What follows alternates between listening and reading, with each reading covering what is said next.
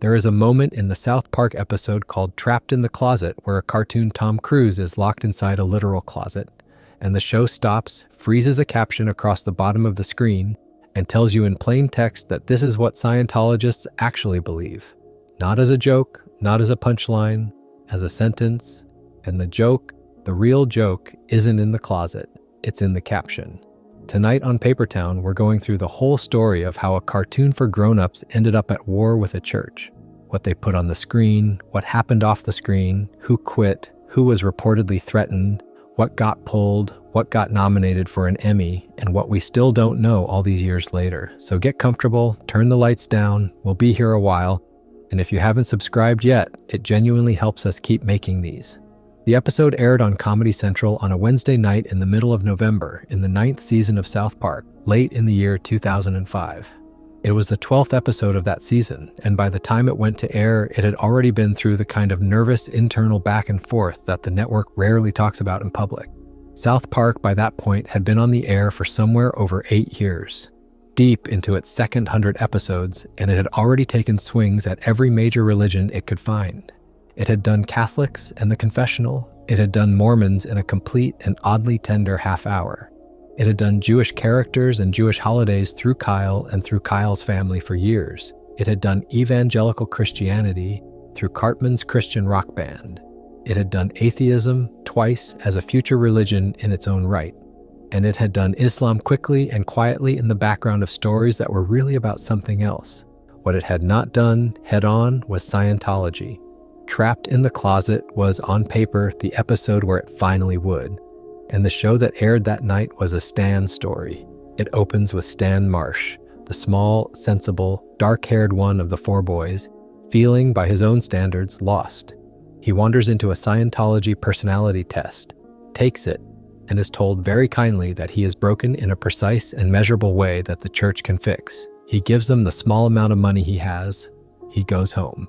And from there, the episode escalates, the way South Park always escalates, until Stan is sitting in front of the entire active leadership of the church, and they are explaining to him, on the screen, the secret story of how souls came to live in human bodies on Earth. The caption appears across the bottom of the picture during the explanation and stays there for the whole sequence. The caption reads that this is what Scientologists actually believe.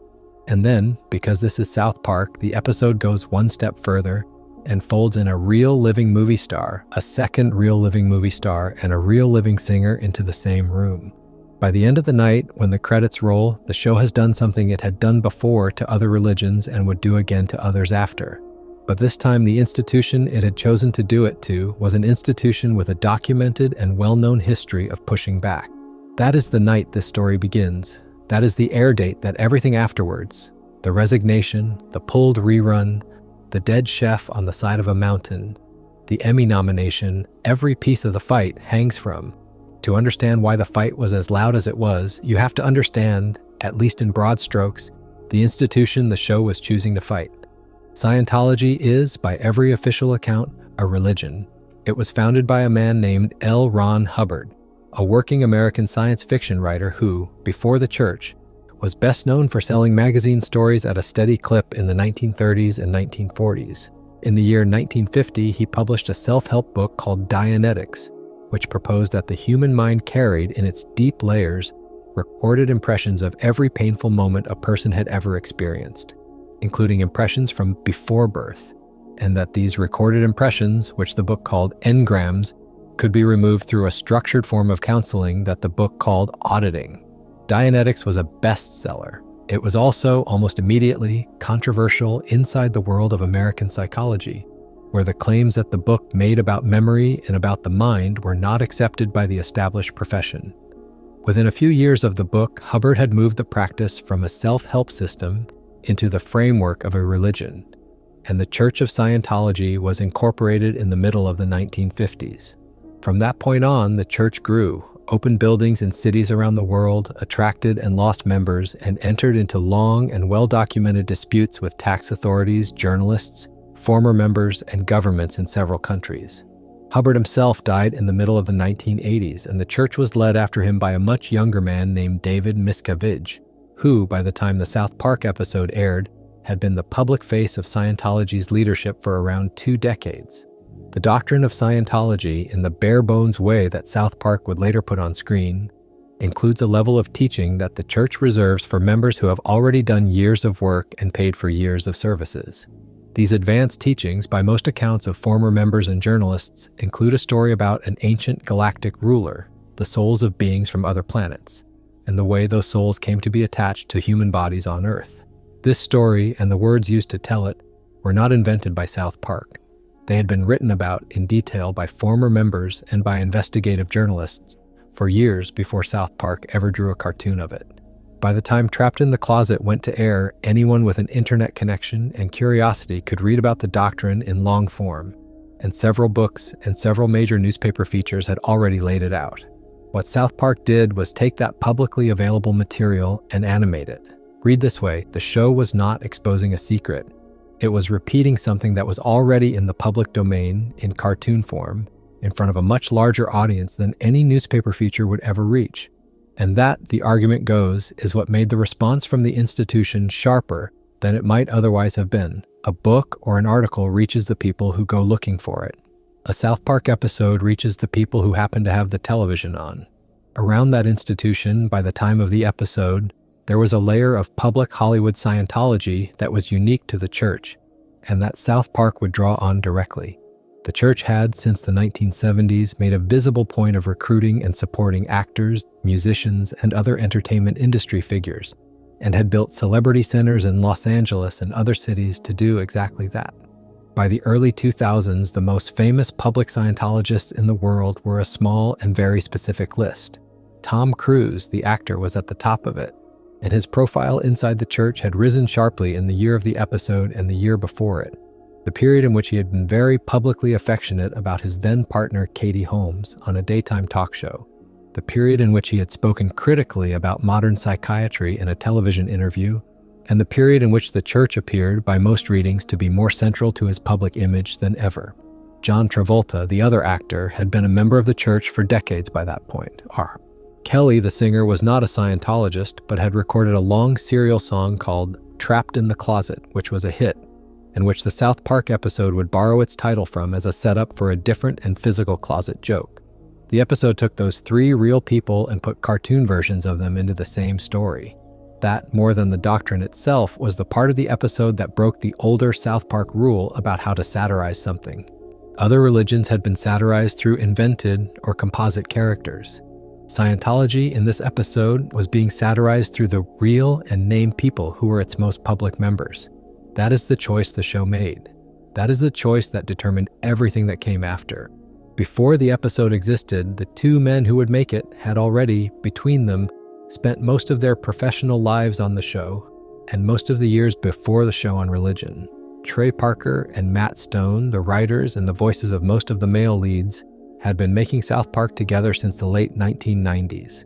Before that, they had been students together at the University of Colorado at Boulder, and before South Park became a network show, they had made a short animated Christmas film, sometimes called The Spirit of Christmas, which a Fox executive had handed out as a holiday card, and which had become an unofficially circulated thing in Hollywood before anyone knew their names.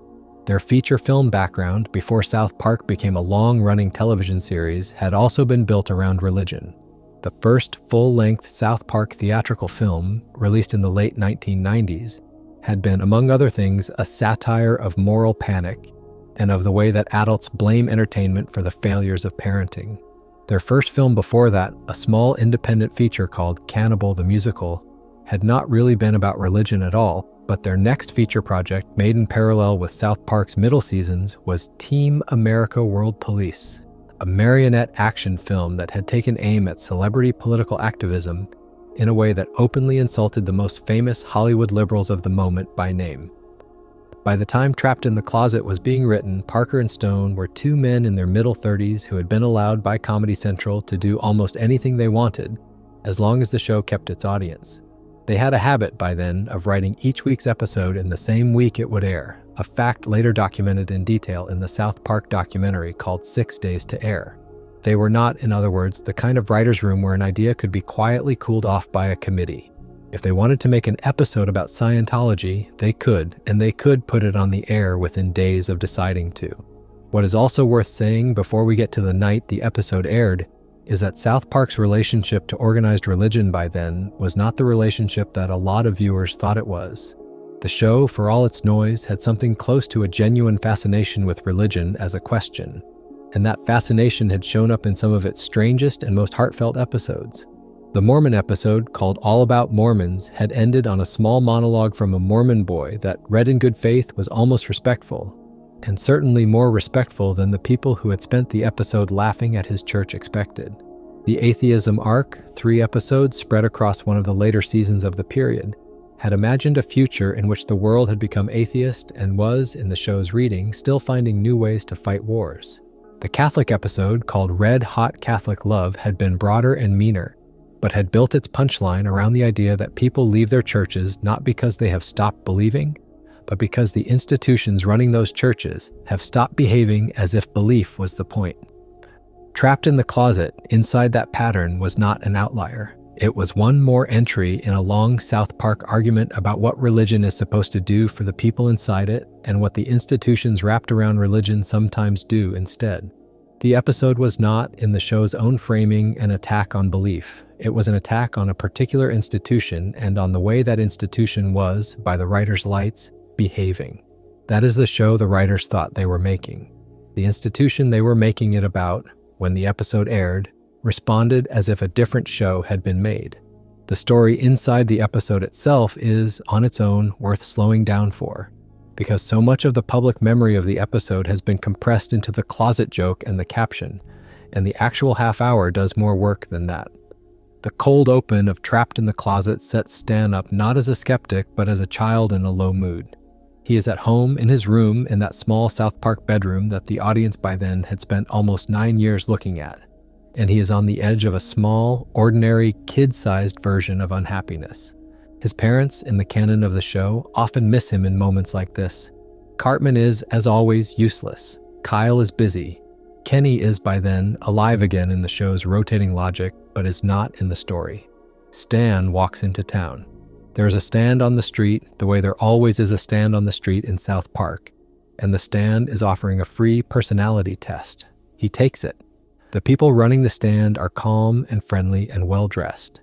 The test, which the show treats almost like a small puzzle on a sheet, comes back with a result engineered to make him feel worse than he had felt walking in. He is told that he is sad in a way that can be measured.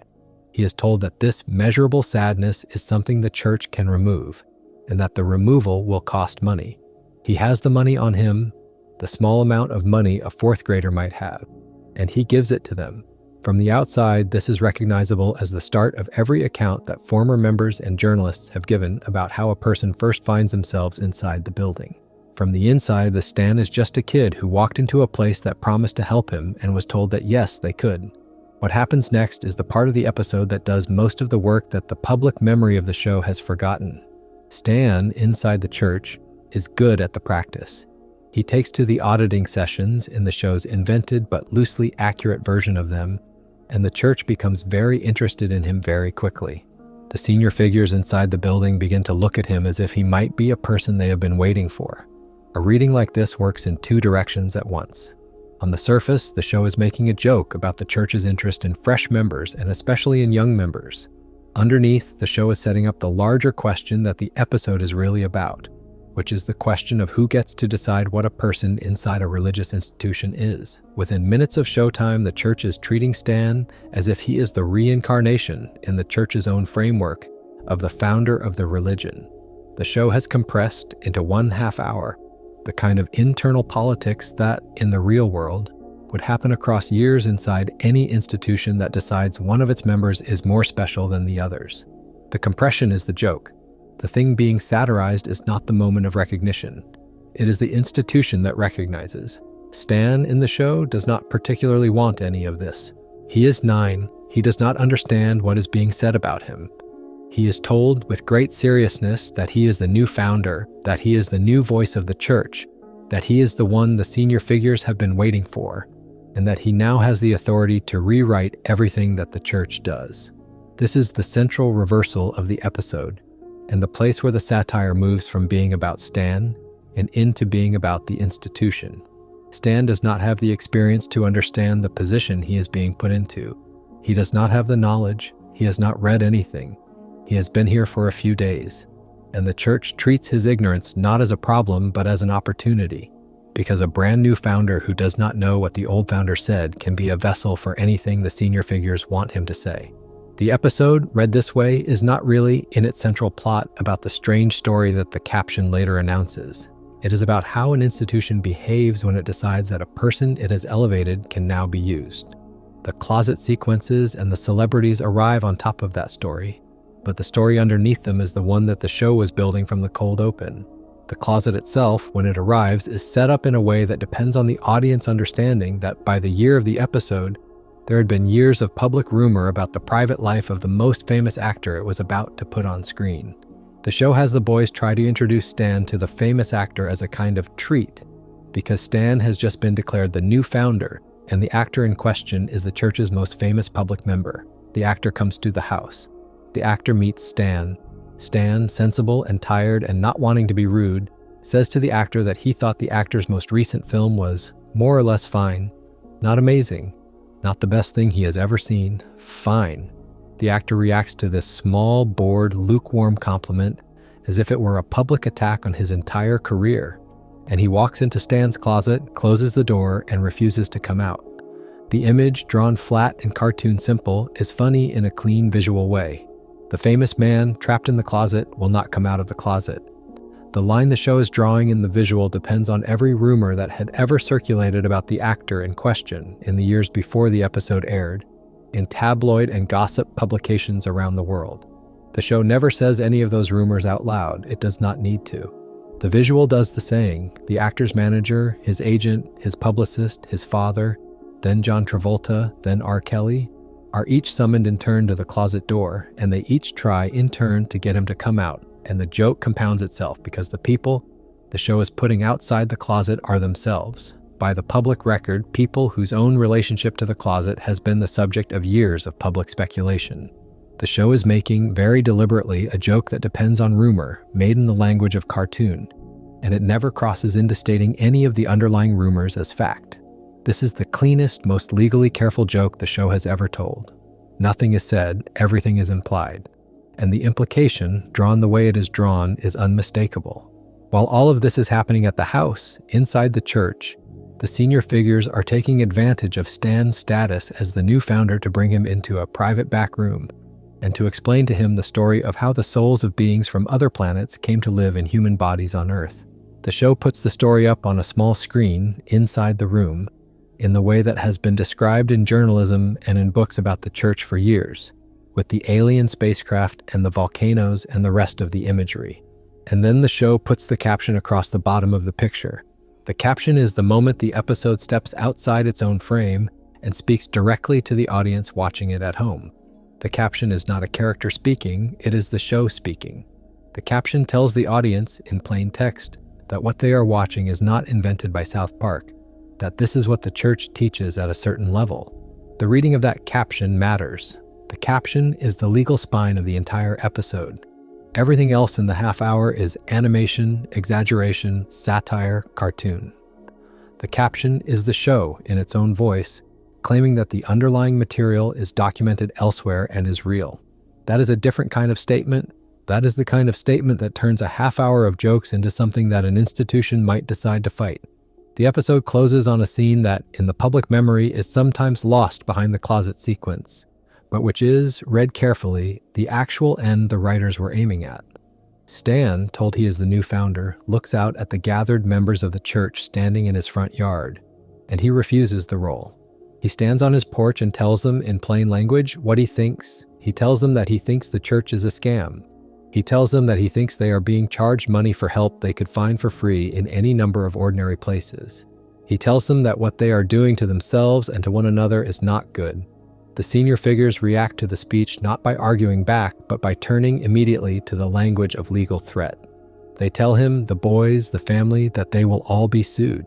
They will be sued, they say, and they will be sued, and they will be sued, in the same sing-song way that the show often uses to flatten an idea into a chant. Stan stands and lets the chant happen. The credits roll. And then, in the small piece of South Park style that is harder to talk about without using a quotation, every credit on the entire crew list of the episode, every name that scrolls past as the show closes, has been replaced. Every job, every department, every person in the production has been credited under a single fake name that, in itself, is a small joke about the threat of being sued. The show is daring the church to come find a real person on the credit list to take legal action against, and telling the audience watching it that it does not believe the church will. That credit list ending is the last shot of the episode. The first thing the institution did after the episode aired was to begin behaving in the way that the credit list had predicted it would.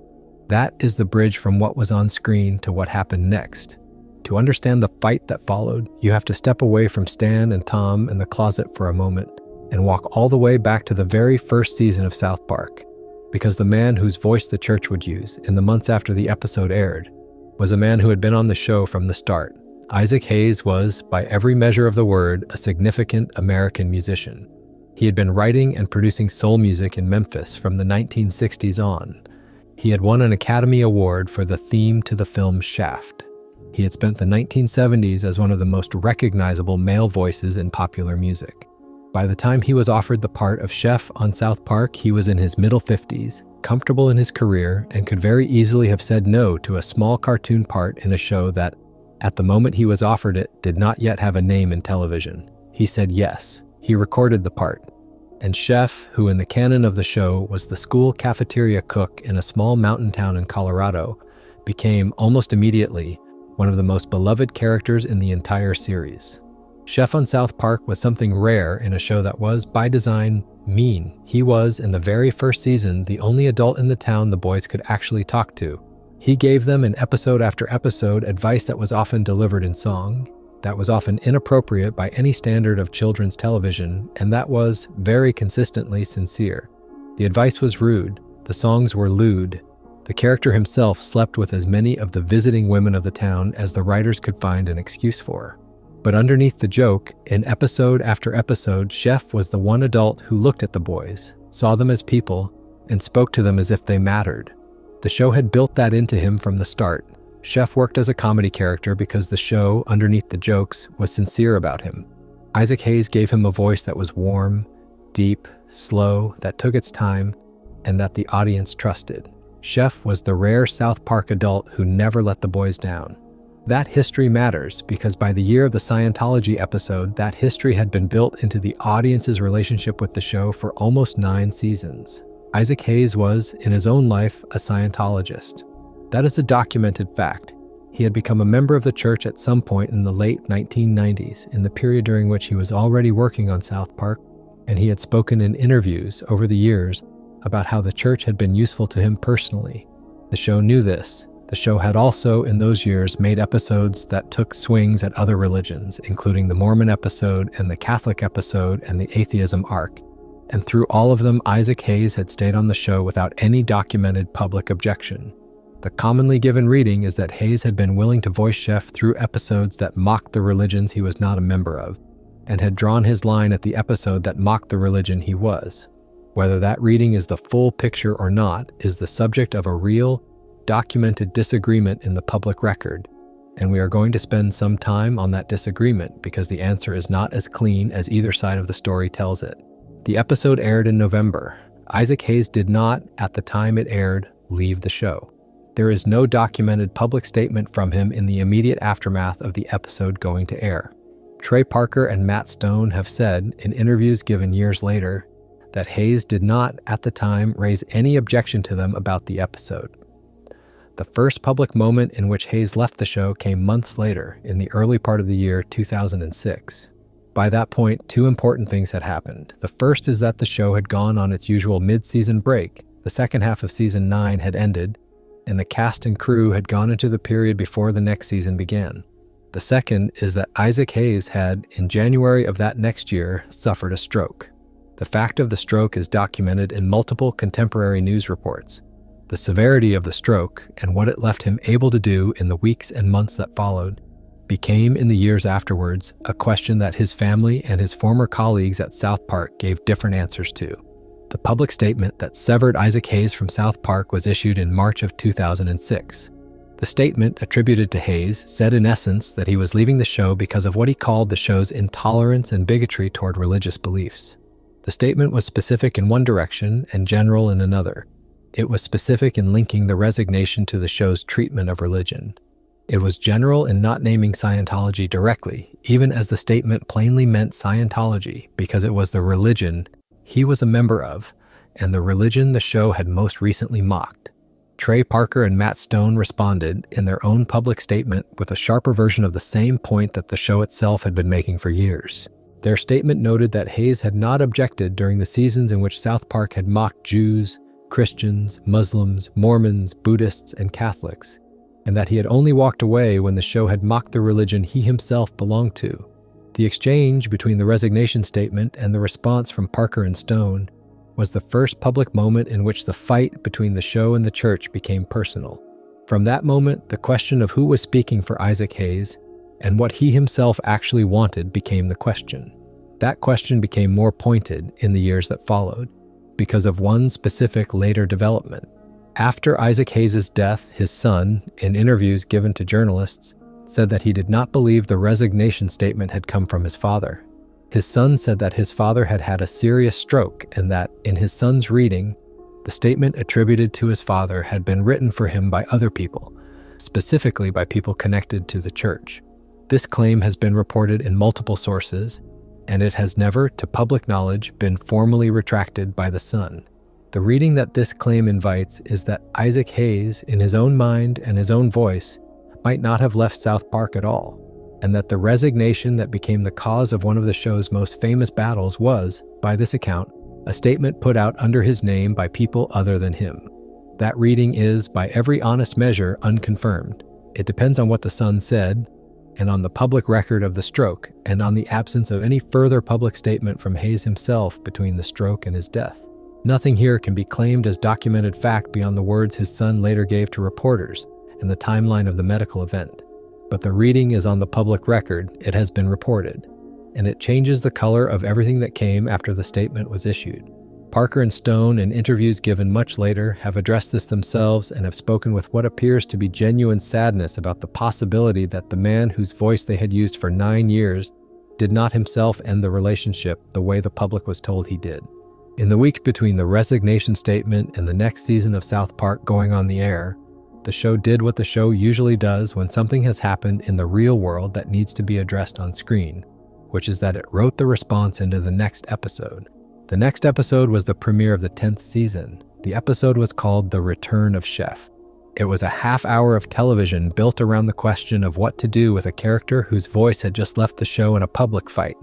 And the answer the show landed on was to make the loss of him the subject of the episode. The episode used recycled and re-edited dialogue from old recordings of Isaac Hayes' voice. It did not record a new performance. It stitched together fragments of Chef's existing lines in old contexts into a new story, and the show made no attempt to hide that this was what it was doing. The character returns to South Park changed. He has been away from the town. He has fallen in with a group of people called in the episode the Super Adventure Club, who, in the show, are presented as having done him real harm. The Super Adventure Club is not named as Scientology. It is presented as a fictional organization. But the reading is unmistakable, and the show is not trying to hide the reading. The Super Adventure Club has changed Chef. He is not himself. The boys who love him try to bring him back. They fail. The end of The Return of Chef is, even by the standards of South Park, harsh. Chef is killed. He is killed in a sequence that is drawn with the show's usual cartoon physics taken to a comic extreme. Falling off a bridge, then struck by passing animals, then set on fire, then attacked by further animals, then impaled, then more, until he is, beyond any animated doubt, dead. The commonly given reading is that this ending is the show's response, in cartoon form, to the way it felt about the way the relationship with Hayes had ended.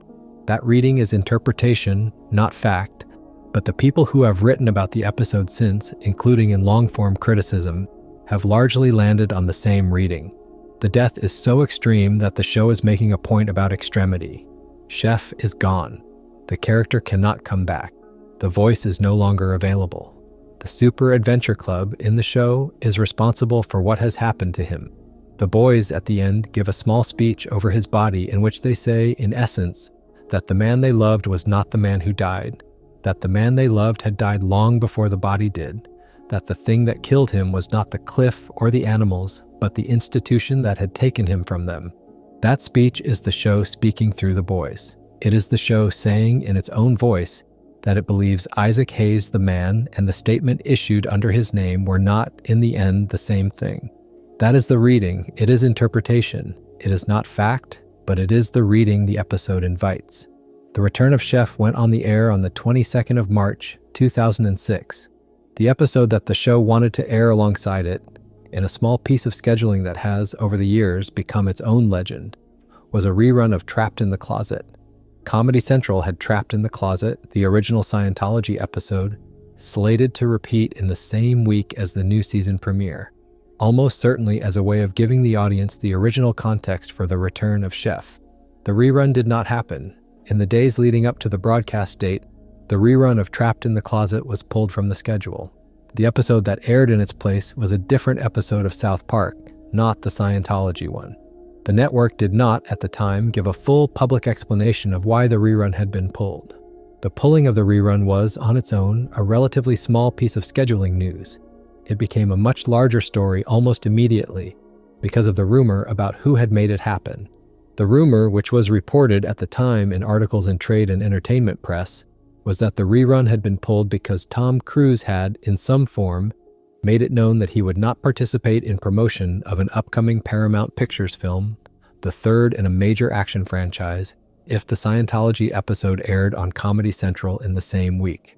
Paramount Pictures and Comedy Central were, at the time, both subsidiaries of the same parent media company, Viacom, which owned both the cable network and the film studio. The argument the rumor made was that the film studio, looking at a major release that was about to come out and that depended heavily on the participation of its star, had quietly leaned on the cable network to pull the rerun to avoid antagonizing that star. This rumor has, in the years since, been told in slightly different forms by slightly different sources, and it has been denied, at various times, by representatives of the people involved, including representatives of Tom Cruise himself.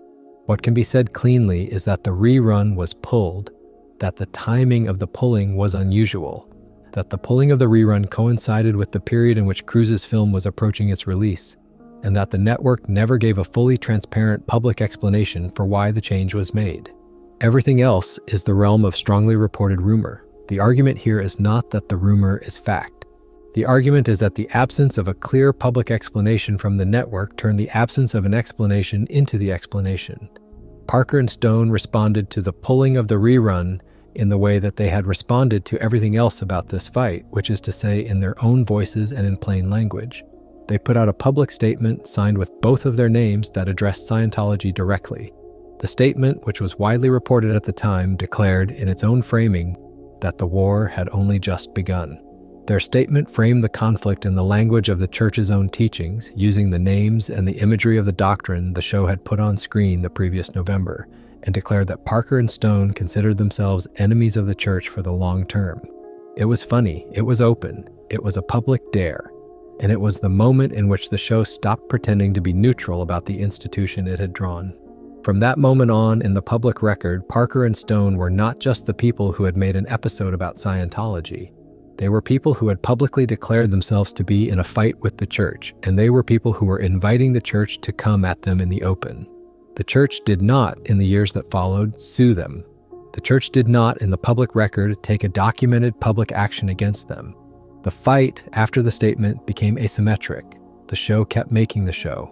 The church kept being the church. And the Trapped in the Closet episode, after its absence from the rerun schedule, became one of the most talked about half hours of television in the year that was about to unfold. What needs to be said next, before we get to the recognition the episode would later be given by the industry, is that the rumor about the pulled rerun did not exist in a vacuum. It existed against a backdrop in the period during which it was reported, of other public reporting about the church and about Tom Cruise that had nothing to do with South Park, but that together made the rumor easier for audiences to believe than it might otherwise have been.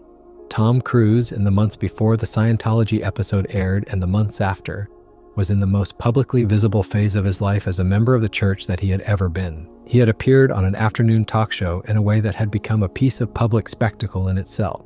He had spoken in an interview around the same period about the field of psychiatry in terms that were widely reported and widely criticized. He had ended an engagement with another actor and entered into a new public relationship that, again, had become tabloid news on a near daily basis. By most readings, Cruise in this period was as exposed in his public Scientology as any major American film star had ever been, and the church was therefore as exposed in him as it had ever been. The rumor about the pulled rerun fit, on its face, into the larger story that was already being told about Cruise and the church in that period. That fit is part of why the rumor became so durable. People believed it because it sounded like the kind of thing that, given everything else they were reading, could have happened. There is another piece of contemporary reporting from this period that is worth slowing down for. A journalist named Roger Friedman, who at the time was writing a regular entertainment column for a major American news outlet, reported on the South Park and Scientology story across multiple columns in the period leading up to and following the pulling of the rerun. Friedman's reporting, taken as a group, was where some of the most specific public claims about the inner workings of the dispute first appeared. Friedman reported on the alleged pressure from Cruise. Friedman reported on the alleged content of conversations between the network and the studio. Friedman, in the years that followed, was let go from the news outlet he was working for, and his reporting on the matter became, in the years afterwards, a touchstone that anyone writing about South Park and Scientology would return to. The reading here is that Friedman's columns, taken together, are not, in themselves, primary evidence. They are reporting. They depend on the sources Friedman had. They are useful as a record of what people inside the industry believed at the time. They are not, on their own, proof of what actually happened in the rooms in which the decisions were made. That distinction matters because so much of what is repeated today about the South Park and Scientology fight, on the internet and in long-form video, ultimately traces back to that period of reporting. The reporting is real, it is contemporary, it is part of the record, but it is reporting, not adjudication. What the industry did in the months that followed all of this was to do something that has, in hindsight, become a kind of quiet vindication of the episode. The Emmy nominations for Outstanding Animated Program came out the summer after the Scientology episode aired. Trapped in the Closet was on the list. The episode that had been pulled from Rerun, the episode that had been at the center of a public fight with one of the most famously litigious institutions in American religious life, was nominated for an Emmy. It did not win that year. The award went, that year, to a different program. And South Park, over its long history, has been nominated for Emmys for animation many times and has won several. But the nomination of the Scientology episode is, on its own, a piece of the story. The industry, by nominating it, was saying, in its own quiet language, that the episode was good work. The nomination was not a political statement by the awards body. It was an acknowledgement of craft. The half hour the show had made was, taken on its own terms as a piece of television, an unusually well-constructed and unusually layered piece of work, and the people who voted on these things knew that. The nomination is the closest thing in the public record to an institutional approval of the episode the show had made. That approval did not come from the network, which had pulled the rerun. It did not come from the studio, which had its own films to protect. It came from the industry around them, and it came as a quiet thank you for having said something that the industry as a whole had not been brave enough to say on its own. Underneath the immediate fight over the episode, there was a longer South Park argument about religion that the Scientology episode fit into, and it is worth here slowing down to draw that argument out because the show was not having a quarrel with one church. The show was having a long, episodic, almost decade-by-decade argument with the idea of organized religious institutions, and the Scientology episode was one move in that larger game. The Catholic episode that the show had made in Season 6 had focused on the way the institution of the Catholic Church had handled internal scandal, and had ended on a long monologue from a small parish priest about why the institution should not be allowed to substitute the protection of its own image for the duties it owed to its members. The Mormon episode in Season 7, called All About Mormons, had focused on the story of Joseph Smith and the founding of the Latter-day Saints, and had ended on a small speech from a Mormon boy named Gary, in which he told Stan that he did not particularly care whether the founding story of his religion could be proved in detail because what mattered to him was the way the religion made him treat the people in his family. The atheism arc in Season 10 had imagined a future in which the world had become atheist and was fighting wars about the correct name for atheism. Each of these stories, taken together, was making a single layered argument. The argument was not that religion was bad. The argument was that whether or not religion was true, the institutions that wrapped themselves around religion were often the real subject of every story the show had to tell. And those institutions could be inspected, on their own merits, by the way they treated the people they had power over. The Scientology episode Inside That Pattern is not a departure, but a continuation. The show, Trapped in the Closet, is not saying that the underlying spiritual material is more absurd than the spiritual material of any other religion. The show, in fact, goes out of its way to say that all religions have unusual founding stories, that all religions ask their members to believe things that strangers to the religion will find strange, and that pointing at the strangeness of a particular religion's stories is not, on its own, the point. The point is what the institution does with those stories. The point is whether the institution, taken on its own behavior, deserves the trust the members give it. The point in the episode is the moment at which the senior figures in the church respond to Stan's complaint not with argument but with the language of legal threat. That is the moment at which the show is making its judgment. And that judgment is institutional, not theological. South Park did not hate Scientology more than it hated any other religion. The show was making the same point it had been making for years. The institution it made it about happened to be the institution whose institutional response, in real life, then proved the point of the episode the show had just made. That continuity matters when you start looking at the other places in the show, around the Scientology episode, where the church is touched on or referenced indirectly. The Super Adventure Club, the fictional organization that, in The Return of Chef, is presented as having taken Chef away from himself, was an invented body, and the show was careful not to name Scientology as its real-world equivalent. The reading is interpretive, not literal, but the Super Adventure Club, as it appears in The Return of Chef, is built out of a set of details that, taken together, recall multiple criticisms that have, in the public record, been leveled at multiple religious organizations over the years, including Scientology and including others. The Super Adventure Club is presented as having a senior figure who is, in the episode, a predator on children. The reading is unambiguous on the surface. The Super Adventure Club is presented as having a teaching about the nature of the human spirit that is comically extreme. The reading is, again, unambiguous. What is interesting is that the show, in The Return of Chef, is deliberately not drawing a one-to-one map between the Super Adventure Club and Scientology. The Super Adventure Club is a composite. It carries elements that gesture at the church the show had just mocked, and it carries elements that gesture at other patterns in other institutions that the show had over the years also taken aim at. The show, in The Return of Chef, was making a broader point. The point was not that the specific church had taken Chef. The point was that an institutional pattern of a kind that exists in multiple religious bodies in the real world had taken him. The Super Adventure Club in this reading is the show's way of generalizing the specific complaint of Trapped in the Closet into a larger complaint about a kind of institution. That broader complaint in the show's larger arc lines up with how Parker and Stone have spoken about religion in interviews over the years.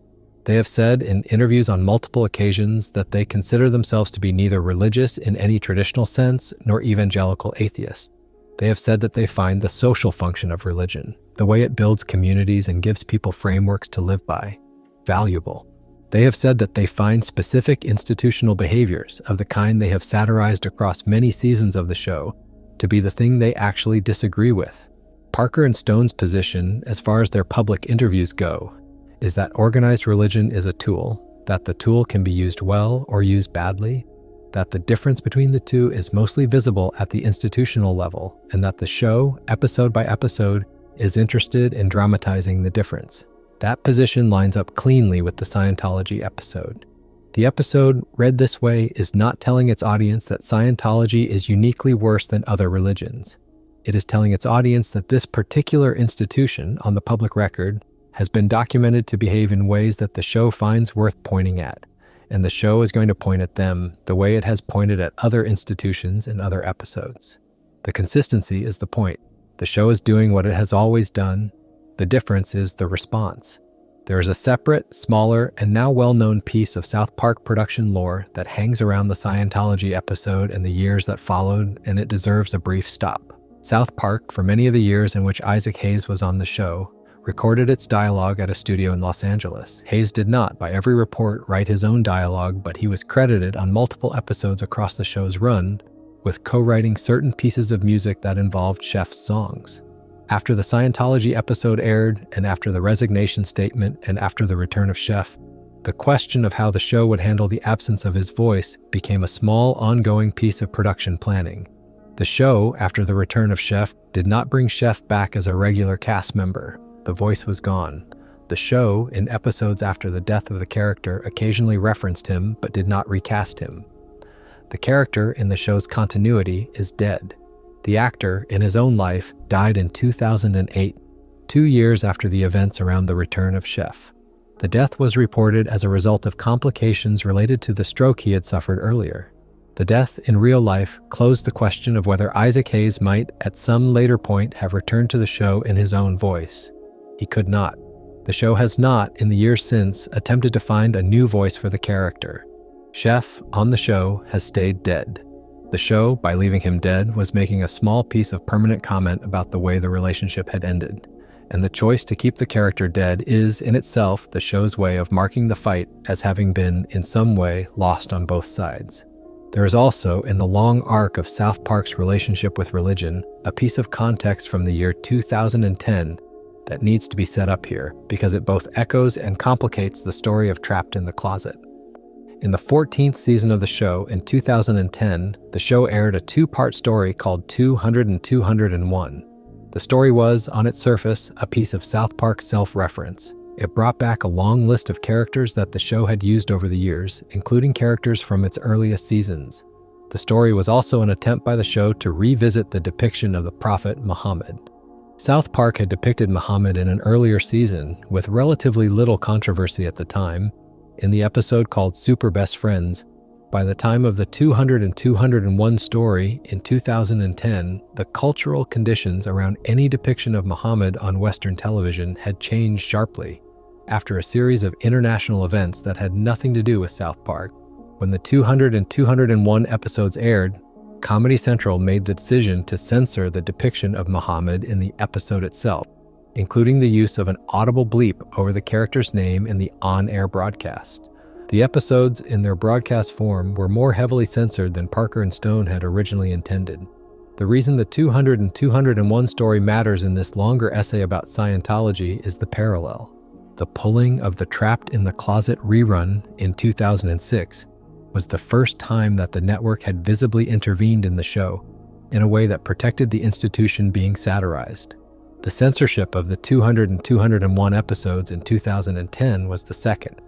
These two events, taken together, established a pattern in the relationship between South Park and Comedy Central, in which the network was willing, at certain moments and under certain external pressures, to step in and modify the show, even though the show, in its public framing, had been given near total creative freedom. Parker and Stone have spoken about both events in interviews over the years and have made it clear that they were not happy with either intervention. The Scientology fight was the moment that taught the show what its actual relationship with its network was, and the lessons learned in that fight shaped the way the show approached every subsequent confrontation with a powerful outside institution. Although the 200 and 201 story is not a Scientology story, it is the second chapter of the same story about the show and the network, and it is impossible to talk honestly about the South Park and Scientology fight without acknowledging that the same dynamic played out again 4 years later with a different subject. The question that hangs over everything in this story is the question of how Scientology fights back, because the answer to that question is part of why the South Park episode was a more serious move than a typical episode of a satirical cartoon would have been. The Church of Scientology, by the time Trapped in the Closet aired, had an institutional history of responding to its critics that was well documented in the public record. The church had, in the 1970s, conducted an internal program, later named in court documents as Operation Snow White, that had involved members of the church infiltrating American government offices in order to remove or alter records that the church considered hostile to it. The program had been uncovered in the late 1970s when American federal law enforcement had conducted raids on church offices and seized documents that laid out the operation in detail. Multiple senior figures in the church, including the wife of the founder of the church, had been convicted of federal crimes in connection with the operation. These convictions are part of the public record. They are documented in court files. The church has, over the years, distanced itself from the leaders of the period in which the operation was carried out. But the historical fact of the operation has not been disputed. The church had, in the same period of the 1970s, conducted a separate internal program aimed at a single American journalist, Paulette Cooper, who had written a book critical of the church. The program was named in the seized documents from the federal raids as Operation Freakout. The documents, as introduced into the public court record, laid out a sustained plan to harass the journalist, to plant false evidence against her, and to use legal and personal means to discredit her. The case of Paulette Cooper became, in the years after it was exposed, the textbook example of what could happen to a writer who took on the church in the period before South Park's episode. By the early 2000s, the church had moved away from the most extreme behaviors documented in those 1970s materials. Critics and former members of the church in the period leading up to the South Park episode had documented what they described as ongoing internal patterns of pressure, surveillance, and litigation aimed at people who left or who spoke publicly. By the year of the Scientology episode of South Park, the public record of the church's response to its critics was substantial enough that two cartoonists in Los Angeles, in making an episode of a long-running cable show, were taking a different kind of risk than they would have taken if they had been satirizing a religion without that record. What is interesting is that the church, in the years after Trapped in the Closet, did not, in the public record, take any of the documented kinds of action against South Park that it had taken against earlier critics. There was no lawsuit. There was no documented public campaign of personal harassment against Trey Parker or Matt Stone. There was no documented attempt to plant false evidence. The reading commonly given is that the church made a calculation. The calculation, the argument goes, was that the South Park audience was too large, the show was too established, and the public sympathy for the cartoonists would have been too strong for any of the documented older church responses to work. The reading is interpretive, not factual. The church has never publicly said this is what it concluded, but the absence of action is itself part of the story. Two cartoonists made an episode that was as direct an attack on the church as had been made by any mainstream American entertainment production in years, and the church did not respond in the documented ways it had historically responded. That is part of the legacy of the episode. Whether or not Parker and Stone believed at the time that they would face that response is something only they know. But after the episode aired, after the fight, after the resignation statement, after the pulled rerun, after the public Parker and Stone statement declaring war, the church did not, in any documented way, fight back. The show was allowed to continue. The episode was allowed to continue existing. The credit list of fake names did not, in the end, need to protect anyone. What the episode did do in the years that followed was act as a kind of public bridge between the smaller world of long-form journalism about the church and the much larger world of casual television viewers. There had been, before the episode, multiple long-form journalistic projects that had documented the doctrine and the institutional history of the church. There had been books, there had been newspaper features, there had been a long history of online communities on the open internet in which former members and critics had collected and discussed their experiences. None of these reached the kind of audience that South Park reached on a Wednesday night. The episode, by putting the underlying material on screen in a cartoon form that millions of viewers could understand in around 22 minutes, made the public conversation about the church possible for an audience that would never have read the long-form material.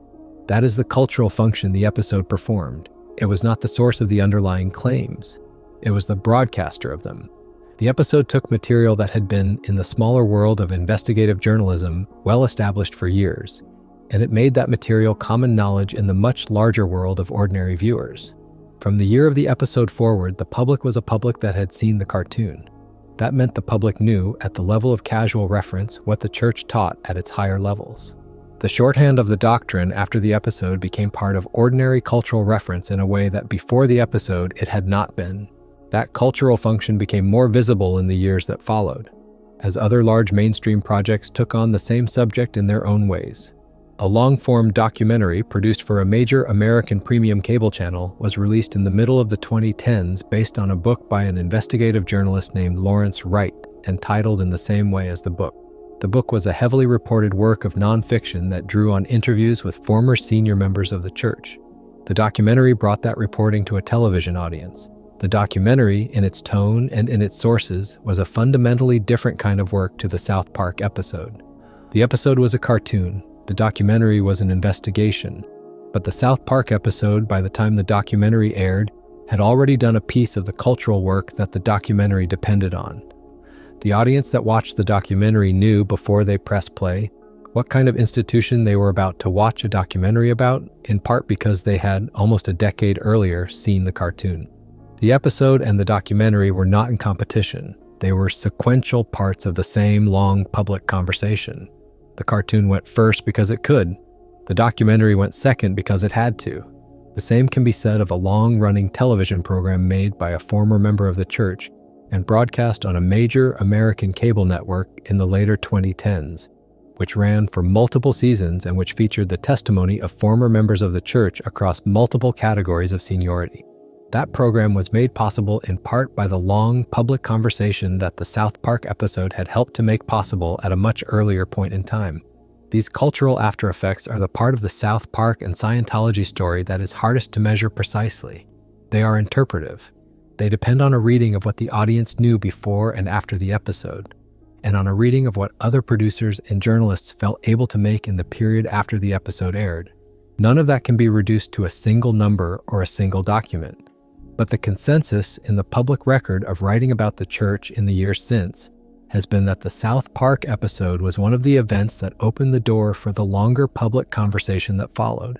Without the episode, the public conversation would have happened anyway because the long-form reporting was already there and would have continued, but the episode accelerated the timeline. That is the contribution. The show did what television sometimes does. It took something that the print press had already documented and turned it into something that everyone in the country had seen. While the long public conversation about the church was happening, the people at the center of the original cartoon were going on with their own careers in ways that took them in unexpected directions. Trey Parker and Matt Stone, in the years after the Scientology fight, kept making South Park, but they also, in the period between the late 2000s and the early 2010s, made another large public piece of work that was, in its own way, a continuation of the same argument that the Scientology episode had been making. The piece of work was a Broadway musical, made in collaboration with a third writer called The Book of Mormon. The musical was a sustained piece of theater about the Latter-day Saints, about missionary work, about the way a religion's founding stories can be both implausible on their face and meaningful to the people who hold them. The musical was, in its tone and in its eventual landing, a continuation of the same position Parker and Stone had taken in the South Park Mormon episode years earlier. The musical was an enormous mainstream commercial success. It won multiple Tony Awards. It ran on Broadway for years. By the time the musical opened, Parker and Stone had been making the same long argument about religion in public for more than a decade, and the musical was the highest profile and most institutionally celebrated version of that argument they had ever made. The Scientology episode is a piece of that same long argument. The musical is another piece of the same long argument. The argument in their work has been consistent for years. Coming back, though, to the immediate episode and to the specific shape of the joke at its center, it is worth slowing down again to think about what the closet sequence is actually doing as a piece of comedy, because so much of the public memory of the episode reduces the sequence to a single image and misses the structure underneath it. The joke is built in 3 layers. The first layer is the literal visual. The actor will not come out of the closet. The closet is a literal closet, the kind that holds clothes in Stan's bedroom. The image is simple. The image is funny. The image on its own would work as a small physical gag in any number of cartoons. The second layer, sitting on top of that, is the language. The show has every other character in the episode use the words, "come out of the closet" in their literal sense, while talking to or about the actor inside the closet. The phrase, in English, has of course a second meaning. The show uses the literal sense of the phrase over and over, knowing that the audience cannot help but hear the second meaning. The phrase in the show is never used in its second sense directly. It is always used in its literal sense. The second meaning is something the audience supplies on its own. That is the cleverest piece of writing in the entire episode. The show has structured the joke so that everything implicit is supplied by the viewer. The show itself, on the record, has only ever used the phrase in its literal sense. The third layer, sitting on top of the visual and the language, is the cast list. The people who are summoned to stand outside the closet door are, in the cartoon, named real people. They include by name the actor inside the closet, the actor John Travolta, and the singer R. Kelly. Each of these people, in the public record of the period leading up to the episode, has been the subject of public rumor or public speculation in different ways about the kinds of subjects that the literal phrase "come out of the closet" is associated with, in casual English. The show never names those rumors. The show never says any of those rumors are true. The show only places the named people in the cartoon outside the closet door.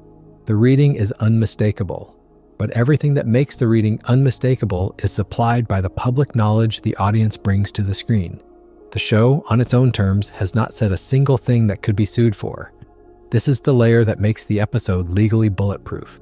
The show is making the most pointed possible joke about a specific person's possible private life, and the show is making it without ever, on the record, saying anything about that private life. The joke is in the negative space. The negative space is what the audience supplies. The audience has no obligation to keep its mouth shut. This kind of structural care is something that the show, in its long history, has used many times, and it is part of why Trey Parker and Matt Stone have been able to make the kinds of episodes they have made without facing the kinds of lawsuits that, in less careful satirical work, would routinely arrive. The Scientology episode is one of the cleanest examples in the show's catalog of the technique.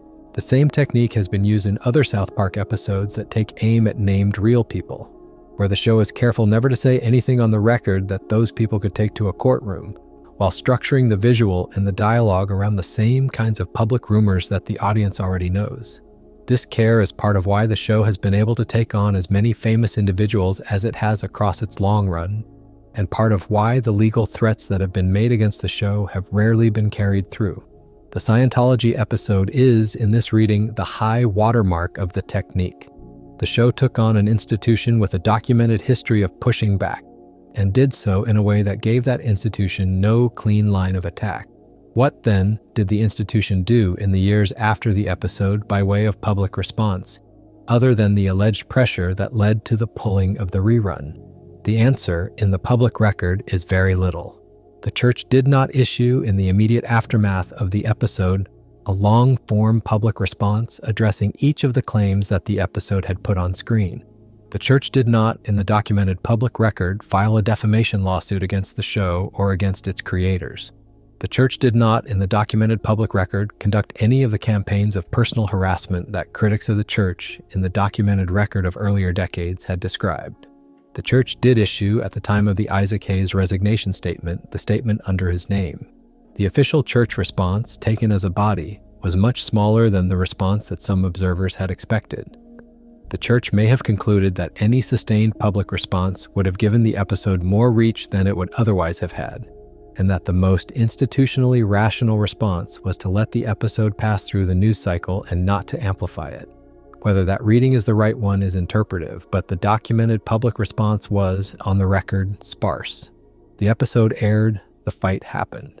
The church said relatively little, and what it did say was largely confined to the statement attributed to Isaac Hayes, and a small number of additional brief statements that addressed the episode only in general terms.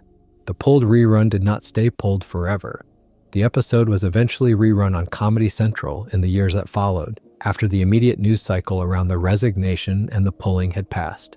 The episode was included on the DVD release of the 9th season of the show, which was made available in the year after it aired. The episode has been available at various points on the official South Park website maintained by the producers of the show, and on later streaming services that have hosted the show's catalog. The episode was never suppressed in any permanent sense. The pulling of the original rerun was a one-off scheduling decision. The episode after that one-off continued to exist in the show's catalog and continued to be available to the audience in the normal ways that other episodes of the show are available. The pulling of the rerun was a moment of institutional pressure that produced a specific scheduling outcome at a specific time, but the episode itself, as a piece of the show's catalog, was never erased. That distinction matters because part of the cultural legacy of the episode depends on the episode having remained available. The episode has been seen on streaming and in syndication and on official platforms by audiences who were too young to have watched it on the original air date. The cultural reach has continued. The episode is one of the most viewed individual episodes of South Park in its long catalog, and the pulling of the original rerun did not, in the long run, reduce its reach. It may have increased it. The pulling became part of the story of the episode, and the story of the pulling became part of why people who had not seen the episode at its original broadcast went looking for it later. Around the same period, the broader cultural conversation about the church was being driven not only by the South Park episode, but by an internet movement that, in the year 2008, began to direct itself against the church in a sustained way. A loose online collective took on the church as a target after a particular video involving a senior public member of the church appeared on the open internet, and the church, by some accounts, requested its removal. The collective treated the request as a reason to escalate. Over the months that followed, in the early part of that year, the collective organized public demonstrations outside church buildings in multiple cities around the world. The demonstrations drew on the language and imagery of various sources, including the South Park episode among them. The masks worn at the demonstrations became, in the years that followed, an iconic image of online protest culture more broadly, but the specific origin of the movement was in the response to the church and to the church's attempt to control the spread of a particular piece of internet video. The South Park episode was one of the cultural pieces that gave the participants in the movement a shared frame of reference. The episode had made the underlying material common public knowledge, and the movement depended on that common public knowledge in order for its message to be intelligible to people who had not been following the church on their own. The episode and the movement were not the same thing. They had different organizers and different aims and different methods, but the cultural foundation was shared. The South Park episode was the place where the audience first met the doctrine in a form they could carry. The movement, 2 years later, was the place where some of that audience decided to do something with what they had met. There is one more piece of the original episode that is sometimes lost in the focus on the closet and the caption, and that is worth slowing down to give a proper hearing to. The boys in the episode are not all on the same side. Cartman takes the church's interest in Stan as an opportunity for personal gain. Kyle watches the situation develop with the same low-key concern that he has shown when other unusual things have happened to Stan over the years of the show. Kenny, as already noted, is not active in this story. The structure of the episode depends on Stan being the only one of the boys who is in a position to make the moral judgment that the episode is built around. Cartman cannot make it, because Cartman is the show's standing portrait of bad faith. Kyle cannot make it because Kyle is positioned in this story as a sounding board rather than a primary actor. Kenny cannot make it because Kenny is off stage. Stan, the small, sensible, dark-haired one, is the one the episode hands the speech to. This is consistent with the way South Park, across its long run, has used Stan as the boy who carries the show's moral voice. The speech Stan gives at the end of the episode is, in the show's framing, not a child's speech. It is the show's voice. The show is using Stan to say things that on its own the show could only say with less force. Stan, by being a child, gives the speech a different kind of weight. A child can name things plainly. A child can say what an adult could not say without giving a long preamble. That use of Stan is part of a long pattern in South Park. The show has used Stan across many seasons as the boy who has the speech at the end. He had the speech in the Mormon episode when he turned to Cartman and said, in essence, that Cartman had treated the other boy poorly and that Cartman should not have done so. He has had the speech in episodes about anti-gay bullying, where he has been the voice of the show on what the show thinks of the boys who behave in those ways. He has had the speech in episodes about parents who have failed their children, where he has been the voice of the show on the question of what the boys deserve from the adults who are supposed to care for them. Stan is the show's every boy, the closest thing the show has to an ordinary child. And the speeches are the show's way of speaking through the most ordinary character it has. The Scientology episode is one more entry in that pattern. Stan stands on the porch. Stan tells the church what he thinks. The show is not asking the audience to take the speech as a child's speech. The show is asking the audience to take the speech as the show's. That is the structural point. Around the time of the original broadcast and the months that followed, the larger production of South Park was operating under a set of unusual working conditions that, in the years afterwards, have been documented in detail in a feature-length documentary about the production process. The documentary, made several years after the Scientology episode, was titled in reference to the number of days that, by then, the show was taking to make each episode from idea to broadcast. The documentary follows Parker and Stone and their writers and animators across a single working week as they make a single new episode.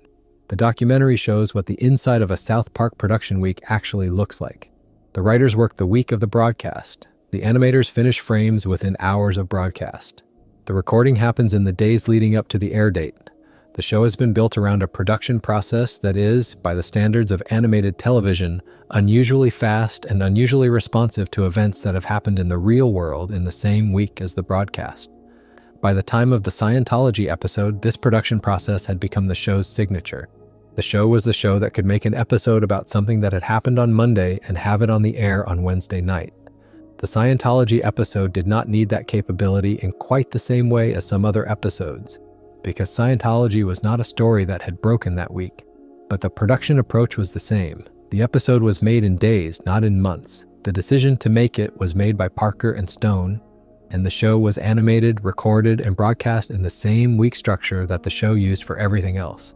That speed has consequences for how the episode reads. The episode has a kind of urgency that some of the show's more carefully planned episodes do not have. The drawing is South Park's standard simple style, but the editing moves quickly between Stan's house and the church and the outdoor town scenes. The episode does not linger on any one scene longer than the joke requires. This is, in part, a consequence of the production speed, and in part a consequence of the way Parker and Stone wanted the audience to feel about the church the episode was depicting. The institution in the episode moves fast. The institution gets to Stan within minutes of him taking the personality test. The institution declares him the new founder within minutes of him taking to the auditing. The compression of time in the episode is part of how the institution is portrayed.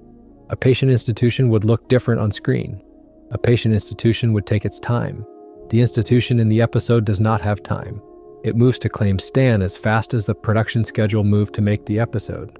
That reading is interpretation, not documented authorial intent, but it is the way the episode reads, and the speed of the production is part of what gives the episode its tone. Behind the camera, in the period after the episode aired, Parker and Stone, in interviews given over the years, have spoken occasionally about the security questions that the fight with the church raised for them personally. The interviews are sparse, and the comments are usually short. They have said in various interviews that for some time after the episode aired, they were aware of the possibility that they were being followed or watched, although they have generally treated the topic with the same dry humor that they treat everything else. They have said that they did not, at the time, take the threat of any direct action against them as a primary concern. They have said that they were more concerned about the position of Isaac Hayes, whose departure they were more directly affected by than by anything that the church itself was doing to them. Parker and Stone, in their public statements, have been careful to avoid presenting themselves as victims of the church. They have taken a position closer to that of comedians who are doing their job and who are uninterested in playing the role of public martyrs. That tone has been consistent across their public statements about the episode and the fight, from the immediate aftermath through to interviews given years later. This tone is part of why the episode has aged well. The creators have not, in the years since, milked the controversy for personal capital. They have simply continued making the show.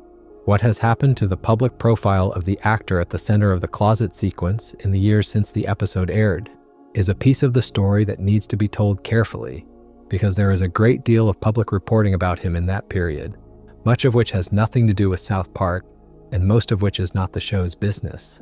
What can be said cleanly is that Tom Cruise, in the years following the episode and the surrounding controversies, continued to be one of the most commercially successful actors in American film, that he has continued to be associated publicly with the church, and that his public statements about the church in the years since have generally been less frequent and less publicly visible than they were in the period immediately around the South Park episode. The period of 2005 and 2006 was the most publicly visible period of his association with the church in his entire career, and the period after has been quieter. That reading is the reading of the public record. It is not a claim about what the actor or the church have done in private. The South Park episode is part of the public record of that period, and the public record of that period will, for the rest of the actor's career, include that episode and the events around it. Isaac Hayes, the man at the center of so much of the human cost of this story, deserves a longer pause than the resignation statement on its own gives him. He was, before the church and before South Park and before the long fight, one of the most accomplished American musicians of his generation. He had recorded a long catalog of soul and funk albums across the late 1960s and the 1970s. He had written and produced for other artists. He had won the Academy Award for Original Song for the theme to Shaft, becoming by most accounts the first Black recipient of that award in its category. He had transitioned in the later parts of his career into acting and had appeared in feature films and in supporting television roles across multiple decades. He had, in the same year as the original broadcast of Trapped in the Closet, appeared in a feature film about a Memphis pimp turned aspiring musician, which had been an awards contender in the season immediately following the broadcast of the South Park episode. He had lived a life that was much larger than the cartoon part he had been most widely known for in the years since South Park went on the air. He had also been the voice that, across 9 seasons, had given the cartoon part its specific tenderness. That voice was not replaceable. The show, after his departure, did not try to replace it. The show, in choosing to kill Chef rather than recast him, was doing 2 things at once. It was acknowledging the fact that the voice could not be replaced. It was also making a permanent piece of comment on what the show believed had happened to the man behind the voice. The reading is interpretive. The show has not directly said this is what it was doing, but the reading is supported by the way the episode is constructed and by the way the show has talked about the character in the years since. Chef is gone. The character has been referenced in subsequent episodes in passing, in the same way that other characters who have died in the long history of the show have been referenced in passing. But Chef has not, in the years since the episode aired, been brought back. This permanence is part of the legacy of the Scientology fight. The fight cost the show one of its most beloved characters. The fight cost the show the voice of one of its most accomplished cast members. The fight gave the show the episode and the fame and the cultural moment, but it took something from the show that the show could not get back. That is the long shadow. What is also worth saying is that the conversation about Isaac Hayes, in the years after his death, has continued. His son, in interviews given over the years, has returned repeatedly to the question of whether his father, in his right mind, would have written the resignation statement that was issued under his name. The son has said in different interviews that he does not believe his father, in his right mind, would have done so. He has also said that he believes that his father, in the period of his stroke and its aftermath, was under the care and influence of people connected to the church, and that the statement was, in his son's reading, not the kind of statement his father would have approved. The son's position is the most direct documented public statement of doubt about the resignation that has been made. The position, on its own, is not conclusive. The son was not in the room when whatever was decided was decided. He is working from the same kind of indirect evidence that the public has access to.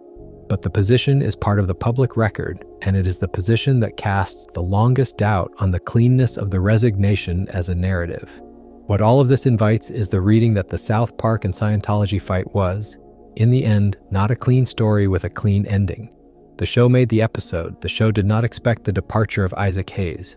The show was hurt by the departure. The show made the return of Chef as a response. The return of Chef killed the character. The show, after that, continued without him. The church lost a piece of public reputation that the public conversation has in the years since never given back. The fight was not a fight that anyone won. The episode exists. The cultural conversation about the church was changed by the episode existing. The man whose voice was used by the show lost his place on the show. The institution lost public reputation. Everyone in this story paid something. That is what the show does. The show makes the episode. The episode has consequences. The consequences are paid by everyone who was near the episode. In the long run of the show, since the period of these events, the show has occasionally referred back to the period of the Scientology fight without making it the center of a new episode. There have been small references in subsequent seasons to the events of the period. There has been a brief mention here and there. There has not been a return to the subject as a sustained subject. The show considers the subject closed. The episode was made. The fight was had. The point was made. The show has no more to say. This is consistent with how the show has treated other major fights across its long run. The show makes its move. The show does not return to the move endlessly. The show moves on. The Scientology fight is one piece of a much longer record of fights that the show has had with various institutions over the decades. The show has had its fights with other religions, with politicians, with celebrities, with corporations, with public figures of every kind. The show has, in each of those fights, made its episode, said its piece, and moved on. The Scientology fight was distinctive in scale, but not in pattern. The show did what the show does. There is a small but important detail in the way the show has talked about all of this in interviews given many years after the fact. Trey Parker and Matt Stone, in interviews given in the years long after the original broadcast, have spoken about the episode with what reads as genuine pride about the joke at its center and genuine sadness about the consequences for Isaac Hayes. They have said in interviews that they would make the episode the same way again. They have said that they did not set out to drive Isaac Hayes away from the show. They have said that they had, before the episode, no reason to believe that he would react in the way that he was eventually reported to have reacted. They have, in some interviews, expressed the same doubt about the resignation statement that the Sun later expressed, while being careful, in their own words, not to claim certainty about what was said in private. Parker and Stone, in the years since, have given the question of Isaac Hayes the seriousness that the cartoon form they work in does not always allow. They have taken the human cost of the fight seriously, even as they have taken the artistic and cultural value of the episode seriously as well. The episode was good work. The cost was real. Both things can be true at the same time, and the show has, in its own way, said so. The cultural conditions around the original broadcast of the episode in the autumn of 2005 are worth reconstructing for a moment, because the audience that watched the show that Wednesday night was watching it in a particular media environment that had been shaping how people thought about the actor at the center of the closet sequence for months. Tom Cruise that summer had appeared on an American afternoon talk show in a way that, in the public memory of the period, became one of the most discussed pieces of television of the year. The image of him jumping onto a couch on a studio set, talking with great enthusiasm about a new personal relationship, had been replayed in the months that followed, in news segments around the world. He had, in the same window of time, given an interview to a major American news anchor in which he had spoken at length about psychiatry and about medications used for mental illness, in terms that had become, again, widely reported. He had, in the same window, had a public exchange with a popular American actress over a different actress's use of medication during a period of depression after childbirth. Taken together, these moments had built, by the autumn of that year, an unusually heightened public attention on the actor and on the church that, in the public reading of the moment, was understood to have shaped some of the positions he had been taking in interviews. South Park walked into that environment when it aired Trapped in the Closet. The episode did not have to do any of the work of introducing the actor's public profile to the audience. That work had been done by the months of news coverage that had preceded the episode. What that timing meant is that the closet sequence, when it aired, was received by an audience that was already saturated with imagery of the actor in question. The episode dropped into the cultural moment at precisely the time when the audience was most likely to find the joke at the center of the episode legible. A different audience, a year earlier or a year later, might have read the episode differently. The audience of November 2005 read it in the immediate context of months of preceding coverage, and the reading was sharper because of that context. Part of why the episode landed as hard as it did was the timing. The show did not choose the timing by accident. Parker and Stone, in interviews given over the years, have been clear that the episode was made in response to the cultural moment around the actor at the time. The show made the episode in the week the show decided to make it. The week was a week in which the audience would find the joke easy to read. The cultural environment was doing half of the show's work for it. The other half was the writing. What also matters in the cultural environment of the period is how much of the audience already knew the underlying joke about the closet, in the language sense, before the episode aired. The closet, in English, as a metaphor for hidden personal life, had been a piece of common cultural vocabulary for decades. The phrase "come out of the closet," in its second sense, was, by the year of the episode, a phrase that most adult American viewers would have heard hundreds of times across their lives. The phrase was not an obscure piece of vocabulary that the show had to teach the audience. The phrase was something the audience brought to the screen with them. The show knew this and designed the joke to take advantage of the fact that the audience would supply the second meaning on its own. That is the joke. The joke is not about the closet. The joke is about the closet's second meaning being the only meaning the audience can hear. The show never says the second meaning on the record. The audience hears the second meaning anyway. That is what gives the joke its peculiar legal cleanness and its peculiar comic force.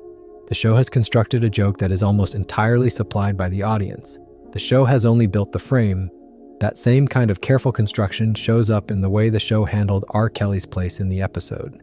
The singer had recorded a long, serialized piece of music in the period leading up to the broadcast of the South Park episode that had borrowed its title from the same phrase that the episode would borrow its title from.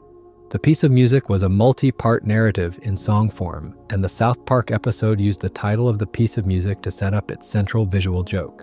The show was doing two things at once with that title. It was signposting the closet joke directly. It was also borrowing the cultural prominence of the singer's piece of music as a way of grounding the episode in the popular culture of the moment in which it was being made. The singer in the episode is brought to stand outside Stan's closet in the same line of characters trying to coax the actor out, and his presence in the cartoon is a small piece of pop cultural signaling that the audience of the period would have read instantly. This layering is part of what makes the episode hold up. The episode is dense. The episode has multiple layers of reference. The reference is never one-to-one. The reference is always doing several things at once. What is also true is that the show has not returned to the singer's name in any subsequent episode in the way that the show has returned to some other public figures. The show used him in the episode. The show moved on. This is consistent with how the show treats most of the named public figures it uses in any single episode. The show uses the figure when it serves the episode. The show does not build a long, ongoing relationship with the figure across many episodes. The Scientology episode is a self-contained story in this respect. The actor, the second actor, and the singer are all used in the episode and then not returned to in the same way in subsequent episodes. This self-contained quality is part of why the episode reads the way it does. The episode is a contained story. The episode is a single half hour that makes its case and closes its case. The show does not drag the case across further episodes. The case is made once. The case is then allowed to live in the catalog. Stepping back to the level of the show's broader place in the comedy landscape of the period, what should be said is that South Park, by the time of the Scientology episode, was one of a small number of long-running American comedy programs that were occupying the role of public satirist in mainstream popular culture. The other programs occupying related corners of that role were a different kind of comedy program, the late-night satirical news shows that had emerged across the early 2000s, which had built their audience by taking real news clips and building commentary around them. South Park was different. South Park did not build episodes around real news clips. South Park built episodes around scripted narratives that dramatized events in the real world through invented stories about its established cartoon characters. This difference was part of what made South Park able to make episodes like the Scientology episode at all. The late-night news comedy programs could point at the church. They could play clips of the church's public statements. They could make jokes about those clips. They could not build a sustained narrative half-hour that dramatized the underlying doctrine in cartoon form. That was something only the kind of satirical animated show South Park could do. The Scientology episode was one of a small number of episodes of South Park across the show's long run that were able to do this kind of work at this scale. The Mormon episode was another. The Catholic episode was another. The atheism arc was another. The two-part Imagination Land story was a different kind of example. The Walmart episode on corporate retail was another. Across the show's catalog, there are perhaps somewhere around 20 episodes that can fairly be described as having attempted this kind of sustained narrative satire on a single specific public institution. And the Scientology episode is one of the most accomplished of those. The Scientology episode is in the top tier of South Park's institutional satires, in part because of the scale of the institution it took on, in part because of the personal cost involved in the events around it, and in part because the writing of the episode itself is unusually layered. The episode sits near the top of any honest list of South Park's most significant individual half-hours, and it has, in the years since, regularly appeared on retrospective rankings of the show's best episodes published by entertainment outlets. This recognition is deserved. The episode is good work. Looking at the years that have passed since the original broadcast, what can fairly be said about the cultural place of the episode is that it has stayed in the public memory, more durable than most single half-hours of cable television from its period. Most weeks of most shows from the autumn of 2005 are no longer remembered by anyone except the people who made them. The Scientology episode of South Park, by contrast, has lived on as a reference point that gets cited in long-form journalism, in academic writing on the church, in entertainment retrospectives, in casual conversation about either the show or the church, and in the ordinary work of pop culture memory that takes a small number of episodes from each long-running show and turns them into landmarks. There are, by any reasonable measure, perhaps a dozen individual South Park episodes that are landmarks of this kind.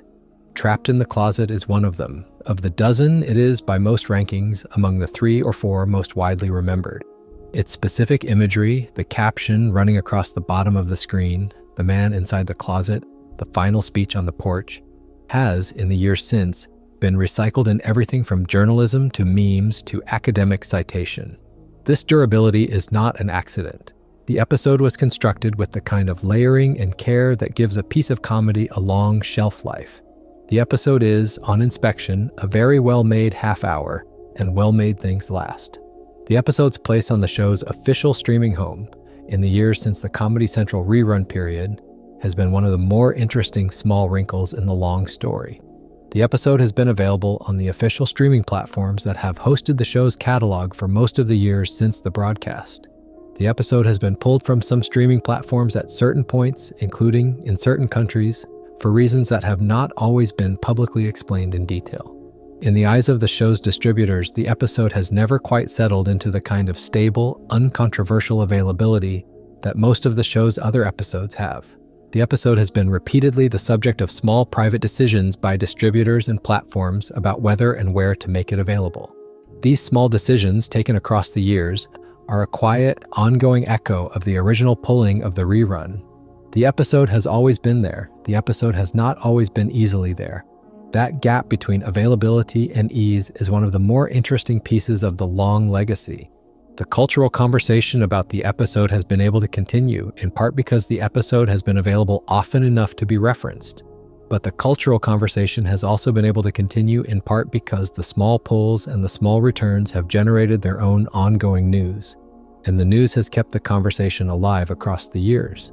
The broader public conversation about the church in the period between the original broadcast and the present has been driven by a series of further long-form projects that, in their cumulative effect, have built on the cultural foundation the South Park episode helped to make possible. The most prominent of these has been a long-form work of journalism by a major American writer, originally published as a magazine feature in the early 2010s, and then expanded into a book in the same period. The book drew on detailed interviews with former senior members of the church and laid out an account of the church's history, its doctrine, its institutional behavior, and the personal stories of several public figures associated with it. The book was a commercial and critical success on its own terms. The book was then adapted in the middle of the 2010s into a feature-length documentary made for a major American premium cable channel. The documentary was widely seen and was the subject of significant public discussion in the year of its release. The book and the documentary, taken together, brought to the broader public the kind of detailed, sourced account of the church that had previously been available only in long-form investigative writing read by a smaller audience. The South Park episode helped to make the audience for that book and that documentary larger than it would otherwise have been.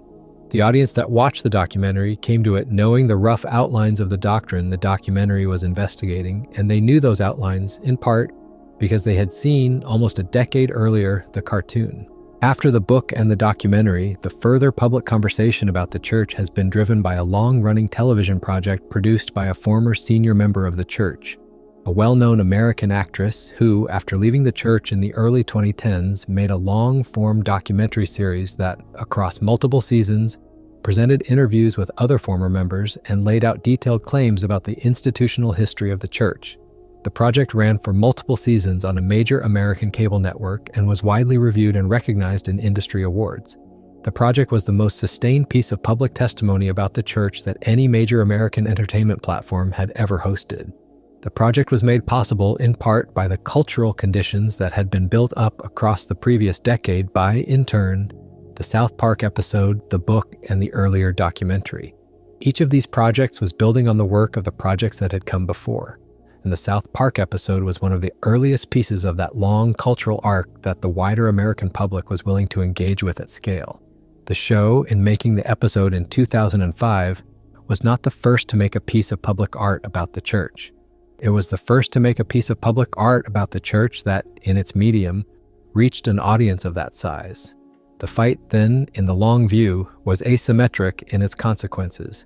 The show made one episode and one follow-up episode. The follow-up episode killed off the character whose voice had left the show. The show moved on. The institution was, after the episode, the subject of a long cultural conversation that lasted years, and that was joined by other major projects across the years that followed. The church lost more in the long run than the show did. The show lost a character. The institution lost a piece of public reputation that has not been fully restored. This asymmetry is what gives the South Park and Scientology fight its particular shape.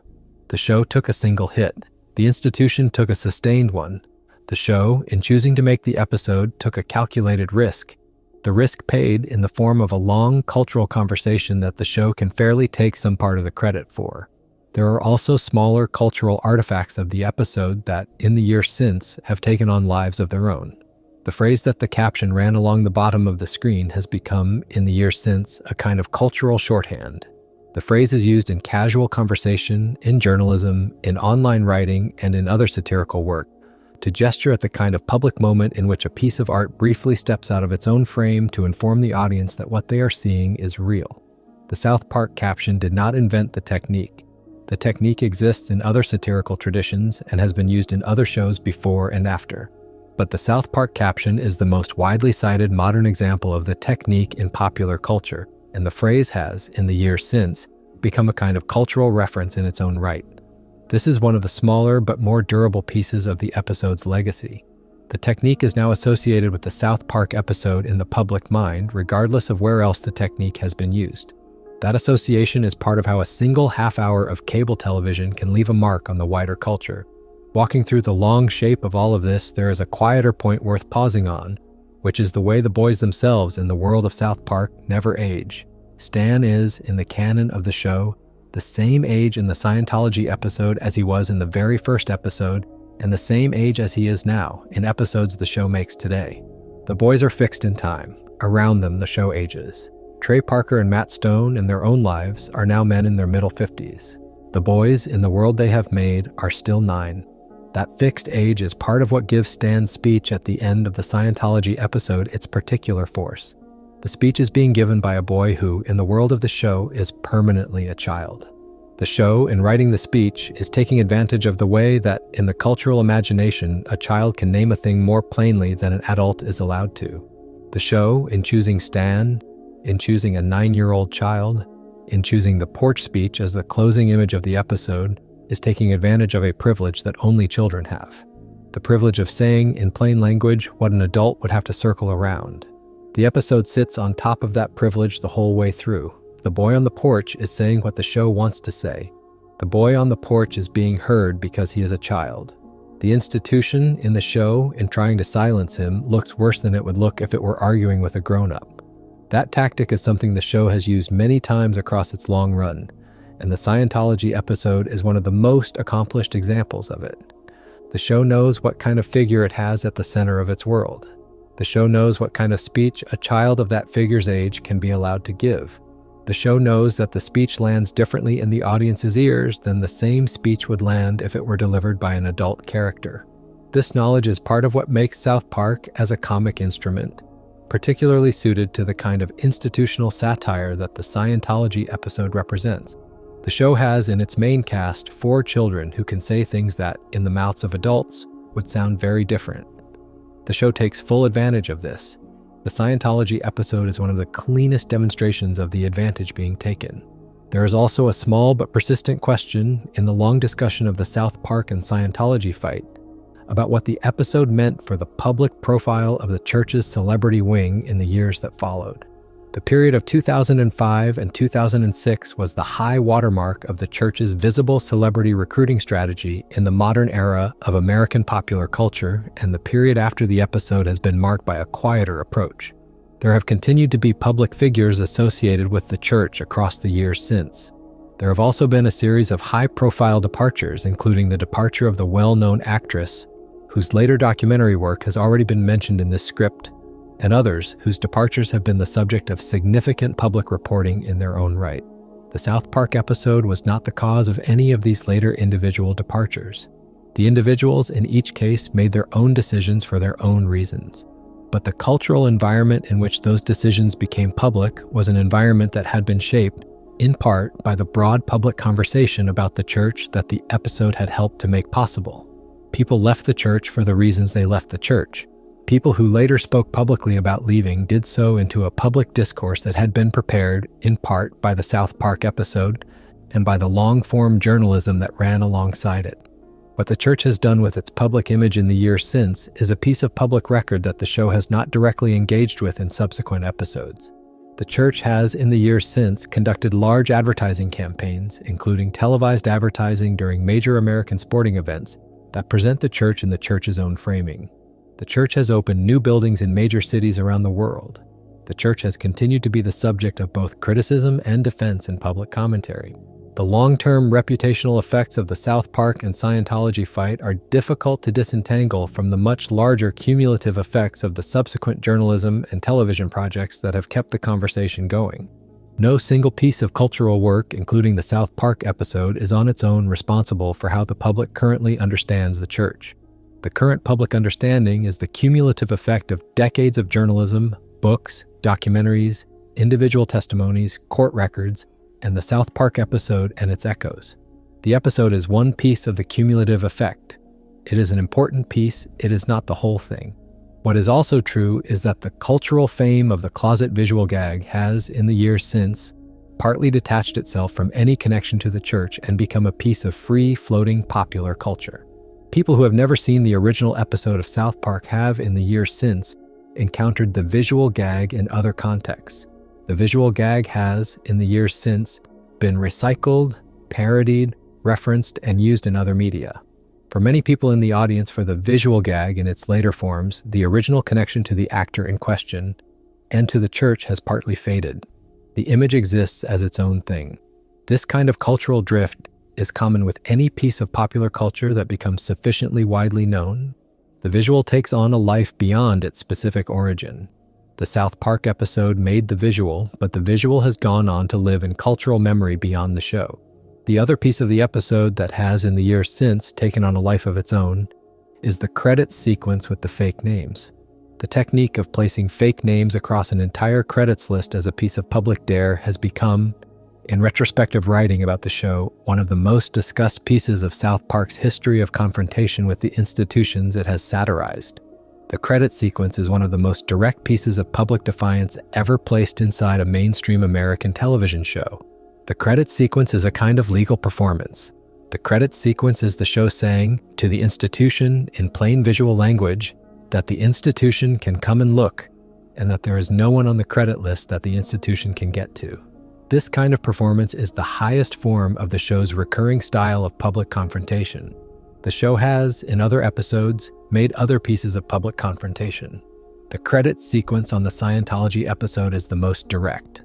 What has happened to the broader career of the actor at the center of the closet sequence in the long years since is a piece of the public record that can be summarized in clean terms. He has continued to be one of the most commercially successful film stars of his generation. He has continued to be publicly associated with the church. The publicly visible relationship between the actor and the church has varied in volume across the years, with periods of higher visibility and periods of quieter visibility. The actor has been one of the most internally significant figures of the church in the period since the South Park episode aired, even when his public visibility in connection with the church has been lower. The actor has continued to do his work on his own terms. The South Park episode did not end his career. The South Park episode did not even materially reduce his box office. In the years since the episode, he has starred in some of the most commercially successful films of his entire career, including the eventual continuation of the Action franchise, whose third installment was in production at the time of the original pulled Rerun. The Action franchise has continued across the years, with the actor at its center, and has in fact been financially even more successful in its later installments than it had been at the time of the South Park episode. The public reputation of an actor of that scale is not made or broken by a single cartoon episode. The episode became part of the public record. The actor continued to be a major film star.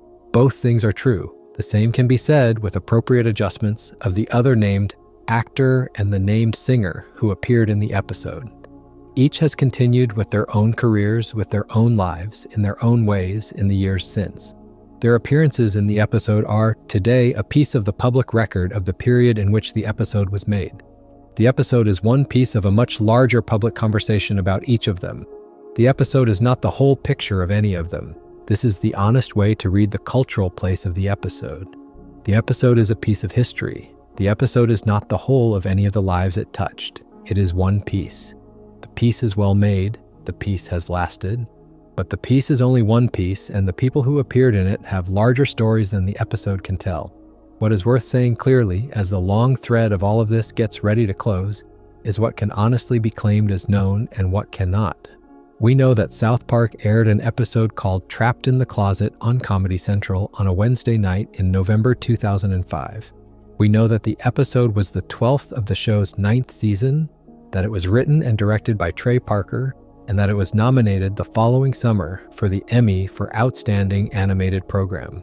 We know that Isaac Hayes had been the voice of Chef on the show since the first season. We know that in January 2006, Isaac Hayes suffered a stroke.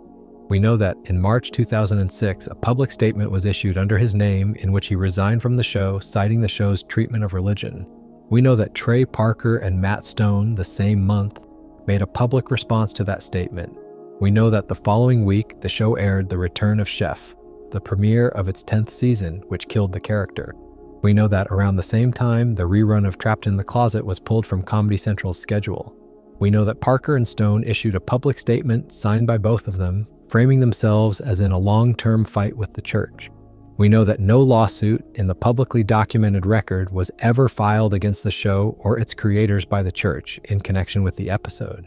We know that the episode has, in the years since, remained in the show's catalog and continues to be widely available.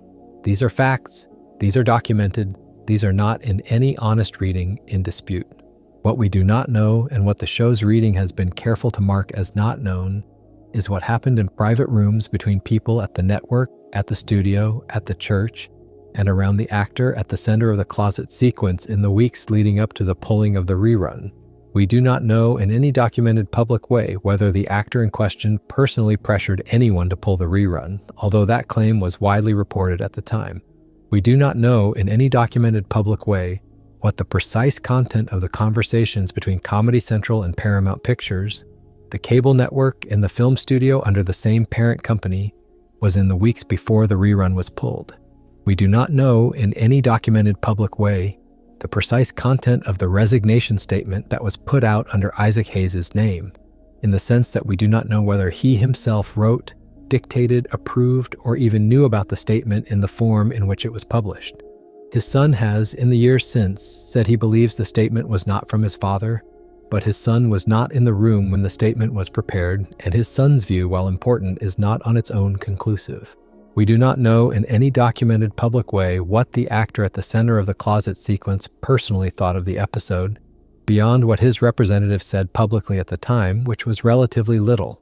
These are honest gaps. They are gaps that will probably not close in our lifetime.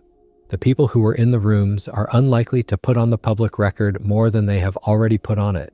What we are left with in the honest reading is a piece of cultural history that is more complete on the public side than on the private side. The episode exists. The episode aired. The fight on the public side played out as it played out. The Emmy nomination is on the record. The pulled rerun is on the record. The Hayes resignation statement is on the record. The Parker and Stone responses are on the record. The death of the character is on the record. The continued availability of the episode is on the record. Everything that happened in public is documented. Everything that happened in private is, in the public record, still a question. This combination, the documented public events and the undocumented private ones, is what makes the South Park and Scientology fight the kind of story that has continued to be told and retold across the years. The public side is well documented enough for the story to be retold accurately. The private side is unknown enough for the story to be retold with mystery. Both qualities are needed for a piece of cultural history to last in the way that this one has lasted. Pure documented certainty would have made the story flat. Pure rumor would have made the story unverifiable. The combination is the reason the story endures. What the show has done in the years since the fight, in its own work, has been to keep being the show. South Park has continued through nearly 20 further years of episodes, has continued to take on the institutions of American life, has continued to be made in the same rapid production process that the show has used since the late 1990s, and has continued to be one of the longest-running animated programs in the history of American television. The show, in the period since the Scientology fight, has made episodes about almost every major piece of American political, cultural, and technological life of the period in which it has continued to be on the air. The Scientology episode is one of the show's most famous, but it is not, on its own, the show. The show has continued with the same recipe, with the same writers, with the same boys, with the same town, with the same approach to satire that it had when the Scientology episode was made. The show has stayed remarkably consistent in its tone and its approach across its very long run. The Scientology episode was an episode the show was able to make because of the kind of show it had built itself into being. The show, after the episode, kept being that kind of show. This consistency is part of why the show has endured. The show is what it has always been, and the audience returns to a thing they recognize. It is worth, at this distance, saying a small thing about the position of the boys at the end of the original episode. Stan is the boy who stood on the porch. He is the boy who told the people in the yard that he thought what they were doing was a scam. He is the boy who did not back down when they told him, in unison, that he would be sued. He is the boy who the show used to make its central case. Stan has, in subsequent seasons of the show, continued to have moments of moral clarity of the same kind. He has continued to be the show's every boy. He has continued to be the boy who the show uses when it wants to say what it thinks about a thing. The Scientology episode is one of the moments in the show's long run in which Stan was given the show's voice. This use of Stan is the show's most consistent way of saying the things it wants the audience to take seriously. The boy on the porch is the show's moral compass, and the moral compass is pointing at the institution standing in the yard. Kyle, in the long arc of the show, is the boy who more often is given the show's longer speeches about the moral failings of his friends. Stan is the boy who more often is given the show's speeches about the moral failings of the institutions around them. The two boys in the show's long architecture divide the work of moral commentary between them, with Kyle more often taking the personal and Stan more often taking the structural. The Scientology episode fits exactly inside this pattern. The episode was not about Cartman's personal failings. The episode was about an institutional failing. The boy on the porch had to be Stan. The boy on the porch was Stan. The boy on the porch told the institution what he thought of it. The institution threatened to sue. Stan did not move. The credits rolled. That is the structural shape of the episode, and it is the structural shape of how the show has talked about institutions for almost 3 decades. We are coming now to the close of all of this, and there is a small reflective place to land before the sign-off, where it is worth saying something about what a piece of comedy like Trapped in the Closet can and cannot do in the wider world. The episode did not end the church. The episode did not change the church's doctrine. The episode did not free anyone from the church. The episode was a piece of comedy. The episode could only do what a piece of comedy can do, which is to take a thing that otherwise would be difficult to look at directly and to make it possible for an ordinary audience to look at it. This is the role comedy has played across many different periods of public life. The thing that is too uncomfortable to discuss directly can sometimes be discussed only when a comedian has first made it possible. The South Park episode is an example of this. The audience, after the episode, was more able to discuss the church in casual conversation than the audience had been before the episode. This small shift in the public's comfort in talking about a thing is what comedy can give. The shift is small. The shift is not a revolution, but the shift is real. And the cultural conversations that came after depended on the shift having happened. There is one more piece of context worth setting down before the close, because it changes the shape of the whole story in a small way. In the years after the original broadcast, in the long retrospective interviews that Parker and Stone have given about the episode and about the events around it, both of them have, at different times, said that what they regret about the entire fight is not the episode itself, but the loss of the man whose voice they had used for 9 seasons. They have said that they did not, in the period leading up to the episode, expect that Isaac Hayes would leave the show. They have said that they had every reason to believe, in the period leading up to the episode, that he understood in the way longtime members of any working creative collaboration understand, that the show would be the show, that the show would take its swings, and that the swings on any given week would be aimed at whatever the show that week wanted them to be aimed at. They have said that the absence of any objection from him during the seasons in which the show had mocked the religions he was not a member of had given them every reason to believe, in their own framing, that the long collaboration would continue. They have said that they were caught by surprise by the resignation. They have said, too, in interviews given much later, that looking back, they came to believe that the resignation may not have been entirely his to give. That position, on their part, is interpretive. They are not, in the public record, claiming to know what was in his head. They are saying what they came to suspect. That suspicion, by most readings, is consistent with the public record of what the son has said and what the public timeline of the stroke and the statement shows. It is not proof, it is the suspicion of two people who knew him. What that means for the long shape of this story is that the most painful piece of the entire fight in the show's reading is the one piece that cannot be verified to a conclusion. The episode is verifiable. The Emmy nomination is verifiable. The pulled rerun is verifiable. The Parker and Stone statement is verifiable. The return of Chef is verifiable. The death of the character is verifiable. The death of the man is verifiable. What is not verifiable in the documented public record is whether the man, in his own voice, in his own mind, in the weeks after his stroke, intended to leave the show that he had given his voice to for 9 years. That single question is the one that the show, the family, and the audience have all been left with. This question will not be answered. The question being unanswered is part of what gives the whole story its weight. A clean resignation would have been a clean piece of cultural history. An unclean resignation, with a man recovering from a serious medical event in the middle of it, with a son who later said his father would not have written the statement, with two cartoonists who came, over time, to suspect the same thing, is a much messier piece of cultural history. The mess is the part that lingers. The mess is the part that, in the show's reading, gives the story its longest reach. There is a small final thing about the episode that is worth saying before we let the script close. The episode, in its final shot, after Stan has given his speech, after the church members in the yard have threatened lawsuits, after the fake credits have rolled, ends with the show, in its own voice, having said its piece. The show has done its half hour. The show has made its case. The show has handed the rest of the conversation to the audience. That handover is what a piece of public satire can do at its best. The show does not ask the audience to do anything in particular. The show does not ask the audience to leave the church, or to defend the church, or to attack the church, or to investigate the church. The show has simply shown the audience what the show thinks. The audience, after the episode, is free to do with that whatever it likes. The episode, in its own self-conception, is a piece of communication, not a piece of activism. This restraint in the show's tone is part of why the episode has lasted. The show did not overreach. The show made its half hour, said what it had to say, and stopped. The audience, in the years since, has done with the episode what audiences do with anything they remember. They have kept it. They have returned to it. They have talked about it. They have let it shape what they think about the institution the episode was about. The show has not, since the credits rolled, asked them to do anything more.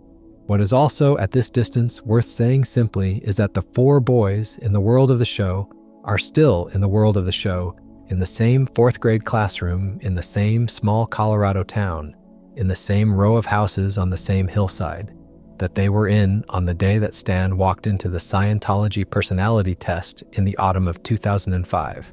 The show has, in the long years since, made many more episodes, has taken many more swings, has found many more institutions to point at. The four boys have not aged. They will not, in the world of the show, ever age. The show has built itself around boys who will always be 9. This permanence of the boys is part of the show's contract with its audience. The boys will be there. The boys will look the way they have always looked. The boys will do what they have always done. The Scientology episode is a piece of that long contract. The episode is one of the many things that those four boys have done in their permanent fourth grade lives. The show will keep them in fourth grade for as long as the show is on the air. The episodes will keep coming. The boys will keep being the boys. The audience will keep watching. That is the long answer to what South Park is and what the Scientology episode is inside it. The episode is one half hour of one boyhood that will never end. So here at the end, settle in for a moment and let it land. South Park is a show that has been on the air for nearly 3 decades. It has, across that time, taken on almost every institution in American life it could find. The Scientology episode is one of the moments in its history when it took on an institution that, on paper, was the kind of institution that had a documented history of pushing back. The show made the episode anyway. The show paid a real price for making it, in the form of a beloved cast member whose voice the show lost in the months after the broadcast. In circumstances that, by every account close to him, none of the people closest to him are sure were really his. The show, on the public side, was not, in the years that followed, sued, harassed, or driven off the air. The show kept going. The show is still going. The episode is still on streaming. The caption that ran along the bottom of the screen during the doctrine sequence has become, in cultural shorthand, the example of how a piece of cartoon television can step out of its own frame and address its audience directly. The closet visual has become, in cultural shorthand, the example of how a piece of cartoon television can make the most pointed possible joke about a specific person's life without ever, on the record, saying anything that person could take to a courtroom. The credit sequence of fake names has become, in cultural shorthand, the example of how a piece of cartoon television can publicly dare an institution to come and find someone to sue. Each of those three legacies in the long view is part of what the episode has left in the culture. And underneath all three of them in the long view is the smaller, quieter, sadder legacy of a kind, deep-voiced man who had been on the show from the start and was, in the show's framing of its own history, taken from the show in circumstances that no one is quite sure he, in his own voice, would have chosen. If you have found yourself drifting through these last paragraphs, that is the right way to be hearing this. This is the part of the story where the noise of the original fight has long since settled into the quieter shape that a piece of cultural history takes when enough years have passed. The episode is what it is. The fight is what it was. The people who were in the rooms have, in the years since, said most of what they are willing to say in public, and the questions that are still open are probably going to stay open. South Park, on the night the episode aired, was a show on a basic cable channel made in a small studio in Los Angeles by two men in their 30s with a small writer's room and a small animation team who decided that week to make an episode about a religion.